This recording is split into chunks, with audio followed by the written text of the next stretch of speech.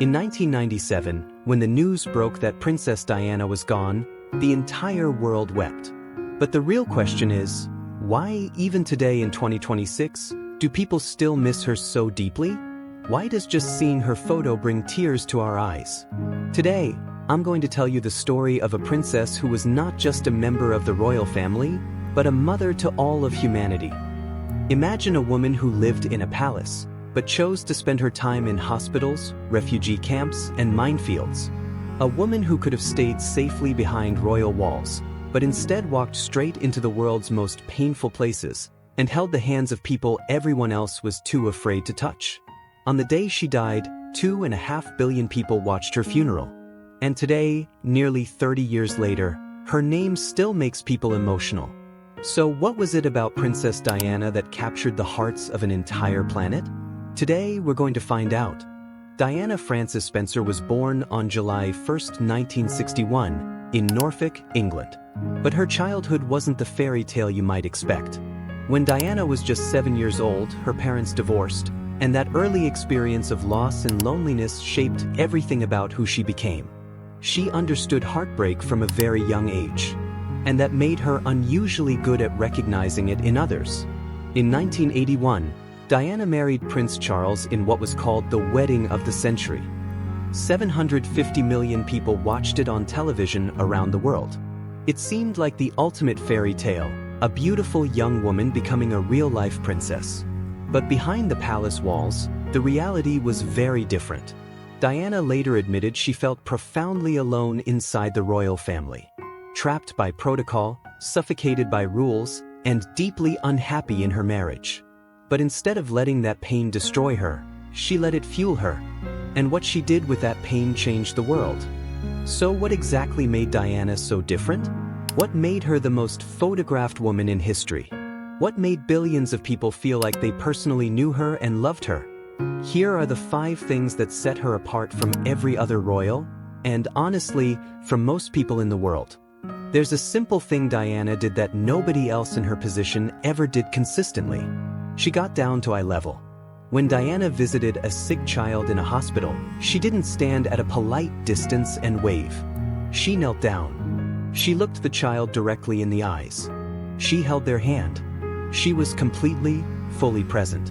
When she met someone, whether it was a homeless person on the street or a world leader, she gave them her full attention. She made them feel like, in that moment, they were the most important person in the room. In a world where powerful people are trained to keep their distance, Diana moved closer. And people never forgot how that felt. In 1987, AIDS was one of the most feared and misunderstood diseases on the planet. People genuinely believed you could catch it by shaking hands. AIDS patients were isolated, stigmatized, and treated like they were invisible, like they didn't deserve basic human dignity. Then Diana walked into a London hospital ward full of AIDS patients. With the cameras rolling in front of the entire world, she sat down next to a patient. She reached out her hand, and she held his hand without gloves. That single moment was more powerful than 1,000 public health campaigns. Doctors had been saying for years that casual contact couldn't spread HIV. But seeing Princess Diana hold that man's hand, that was what changed public perception overnight. She didn't give a speech. She didn't write a policy paper. She just held someone's hand. And because of that, the lives of millions of AIDS patients became a little more dignified. In January 1997, Diana traveled to Angola. Not for a photo opportunity, not for a gala dinner. She went to walk through active landmine fields. She put on a protective visor and a flak jacket, and she walked through land that had been devastated by landmines, meeting survivors who had lost their arms, their legs, their children. The images were shocking. A princess in a minefield, holding the hands of amputee children. Diana used her fame like a weapon against suffering. She lobbied governments. She pressured world leaders. She made it impossible for people to look away. And it worked. Just months after her death, the Ottawa Treaty was signed. 122 countries agreed to ban landmines. One woman, one mission, millions of lives protected. In November 1995, Diana sat down for a BBC interview that stunned the entire world. She looked directly into the camera and told the truth.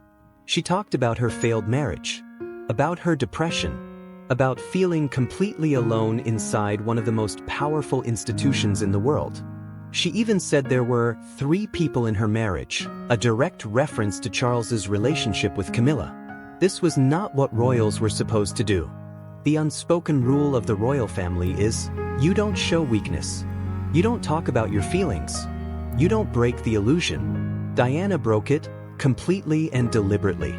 And here's why that mattered so much. Millions of women around the world were silently living through the same things: depression, loneliness, difficult marriages, feeling like they were too much or not enough. They had no voice. No one in power was saying what they felt. Diana said it for them, and that made people feel less alone in a way that almost nothing else could.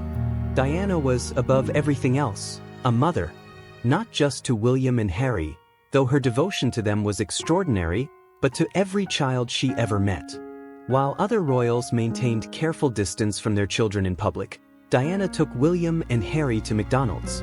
She took them to amusement parks. She held their hands at school drop-off. She wanted them to understand what real life looked like outside palace gates. And she brought that same energy to every child she encountered. When she visited hospitals, she sat on the beds. When she went to orphanages, she held babies for hours. When children were scared, she made herself small and got close. Every child she met felt, in that moment, genuinely loved. That's not something you can fake. And it's not something people ever forget. August 31st, 1997. Paris. A tunnel beneath the Pont d'Alma bridge. Diana was in the back seat of a car with her companion Dodi Fayed, trying to escape a chase of paparazzi photographers who had been following them all night. The car crashed. Within hours, the world received news that Princess Diana was gone. She was 36 years old. What happened next was unlike anything the modern world had ever seen. In London, people began gathering outside Buckingham Palace in the middle of the night, without anyone calling them, without any organization. By morning, the gates were covered in flowers. Thousands of bouquets. Then tens of thousands. Then hundreds of thousands. Flower shops sold out across all of England. News anchors broke down on air. Strangers hugged each other in the streets. And 2 young boys, William, 15, and Harry, 12, were asked to walk behind their mother's coffin in a funeral procession watched by the entire planet. That image still breaks people's hearts today. Elton John sat at a piano and sang a version of "Candle in the Wind" that he rewrote for Diana. It became the best-selling single in history. The world didn't just mourn a princess that day. It mourned the person who had made them feel seen, loved, and understood. Diana has been gone for nearly 30 years. But her impact? That's still very much alive. Her sons carry on her work. Prince William launched the Heads Together mental health campaign, directly inspired by Diana's willingness to talk openly about her own struggles. Prince Harry has been one of the most outspoken advocates for veterans' mental health in the world. Both brothers have said their mother is the reason they care so deeply about these issues. The Diana Award continues to honor young people who make a difference in their communities, passing Diana's spirit of service to the next generation. The cultural shift she started is still growing. The conversations we now have openly about mental health, about the dignity of people living with illness, about the human cost of war, Diana helped start all of those conversations. She made vulnerability look like strength, and the world has been slowly learning to agree. And the landmine ban she fought for? As of today, over 164 countries have signed the Ottawa Treaty. Her work didn't stop when she died. It kept going. One life, 36 years, and a ripple effect that is still spreading across the world today.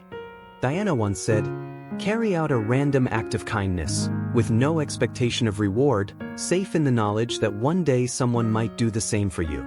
That was her whole philosophy in one sentence.